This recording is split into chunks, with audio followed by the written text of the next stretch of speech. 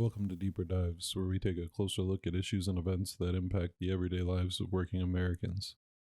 If you find our content useful or meaningful, please subscribe to the channel and consider supporting us at patreon.com/deeperdives. You can also check us out at deeperdives.tv.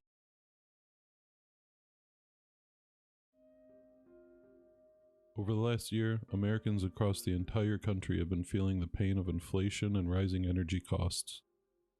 It's been particularly difficult for low-income and minority communities that were hit hard by a pandemic that declared many of them essential and expendable workers.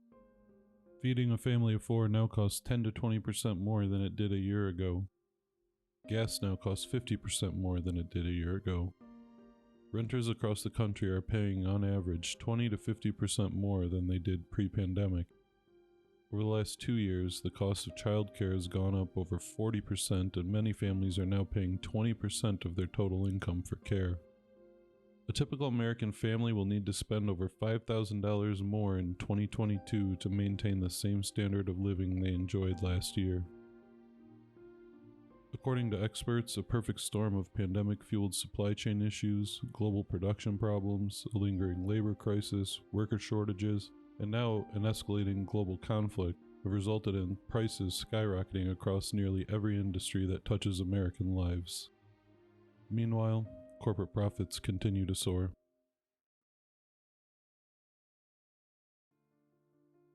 Despite taking a short plunge at the beginning of the pandemic, domestic stock markets have continued their upward trajectory. In less than 2 years, markets rose over 30% beyond pre-pandemic highs. According to the Federal Reserve, corporate profits increased 37% in 2021. It was the largest single-year jump since 1948.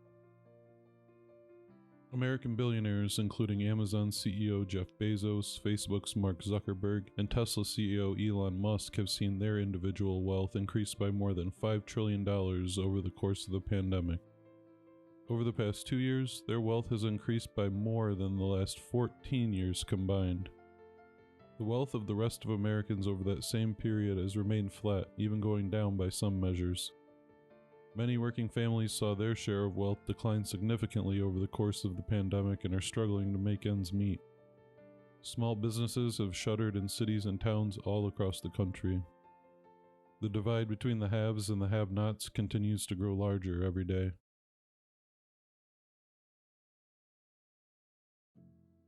So why are the pockets of working Americans being squeezed, especially at a time when businesses are reporting record profits and the wealthy continue to watch their fortunes grow? What's being sold to us as a complex mess of inflation and a rocky pandemic recovery looks a lot more like something else. Greed.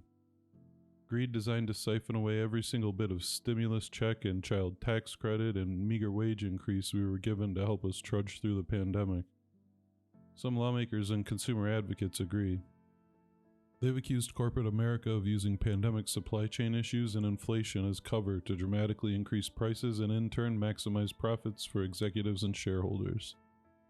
While production delays and shipping problems have driven up the cost of food and consumer goods all around the world, economists agree that prices and subsequently corporate profits have greatly outpaced these increased costs. Tyson Foods, one of only 4 major meat packers in the United States, raised prices by 20 to 35% on most of their products while seeing only an 18% increase in cost. Tyson's earnings were $1 billion higher than projected in the last quarter of 2021 alone.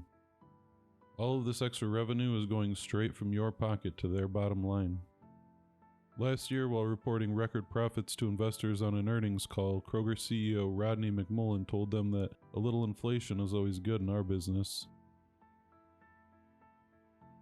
National media and local news stations routinely show us shots of barren store shelves as they talk about shortages, supply issues, and the resulting higher prices. The way they put it, you'd expect to walk into your local supermarket only to turn around and walk right back out empty-handed. While your favorite brand might sometimes be hard to find, American grocery stores are stocked with nearly all of the same foods that they were prior to the pandemic. Grocery chains like Kroger and Walmart account for over 60% of grocery sales in the United States, so clearly they aren't having too much trouble finding food to sell us.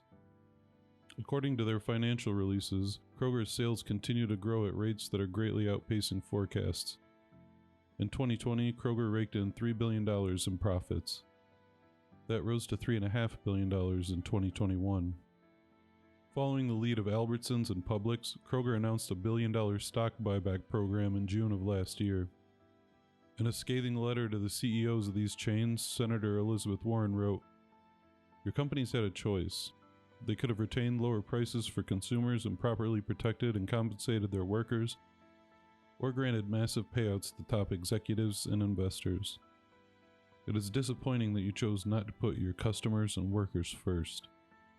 Shares of Kroger stock surged to record highs in March of this year on the news that they significantly outperformed their quarterly sales and profit estimates. They also adjusted their forecasts for the remainder of 2022. Kroger expects continued record-breaking sales numbers and, of course, record-breaking profits. Those of us shopping in their stores are expected to trim our food budgets and stretch every single dollar as far as it can go.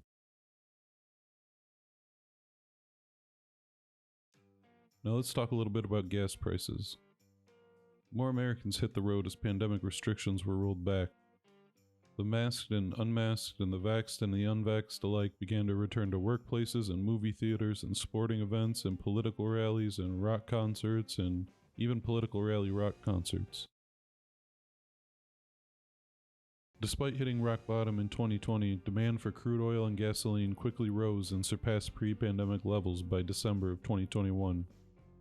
Oil and gas prices hit historic lows in mid-2020 when everything shut down, with an average cost at the pump of around $2 a gallon. Prices started to creep back up in late 2020 and throughout 2021 as pandemic restrictions were relaxed and demand began to normalize.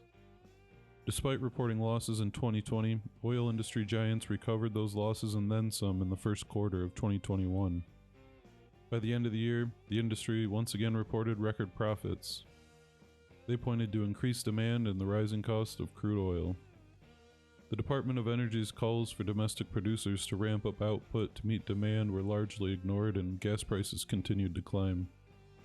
Prices reached a tipping point when Russia invaded Ukraine earlier this year and sent the world's energy market into a panic. Crude oil prices immediately spiked and gas prices followed suit. Americans have been told to expect to pay more at the pump for the foreseeable future.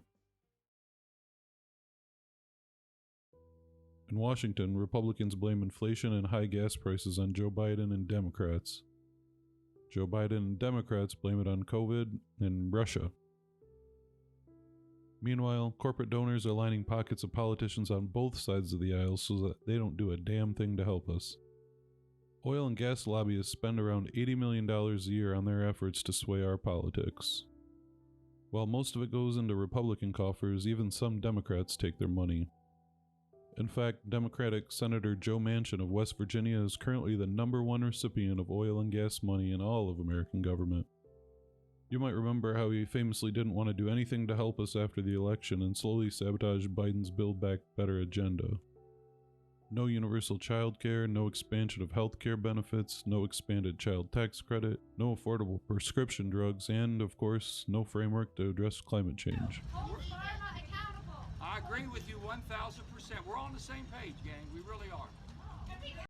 He represents one of the poorest states in the nation that could really use the help.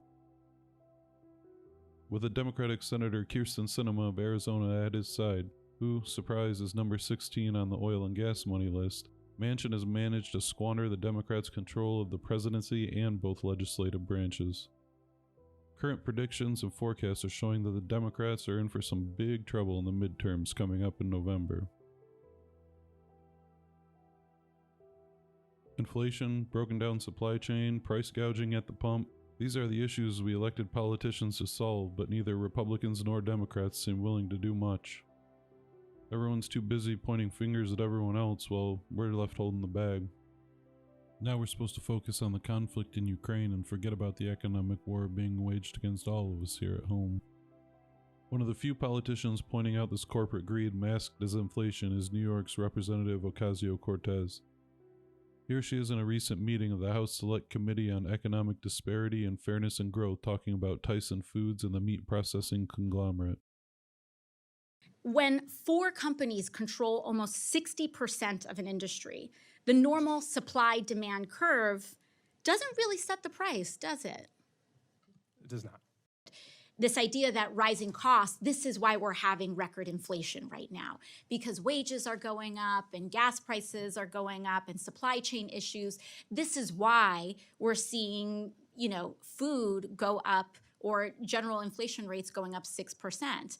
And so, Dr. Singer, I'll just ask plainly, and this is something that Representative Jayapal had alluded to, the increases in costs that we're seeing right now, do those correlate with the increases in prices?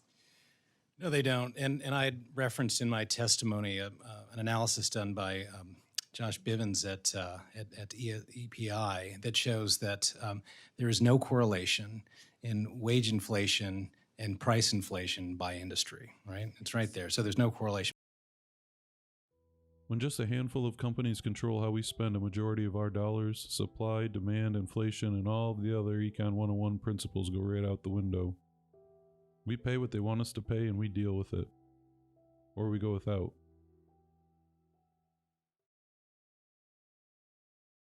So what's the outlook for the future? Unfortunately, right now, not good. The wage increases from the early months of the pandemic have already been clawed back. As of February, real wages were down more than 2% over last year. While some Americans were lucky enough to see slightly larger paychecks, wage growth has remained relatively flat overall and has been significantly outpaced by the rising costs of all of our basic necessities. Unemployment numbers look good on paper, but many people that left the workforce during the pandemic are struggling to find decent jobs and affordable childcare.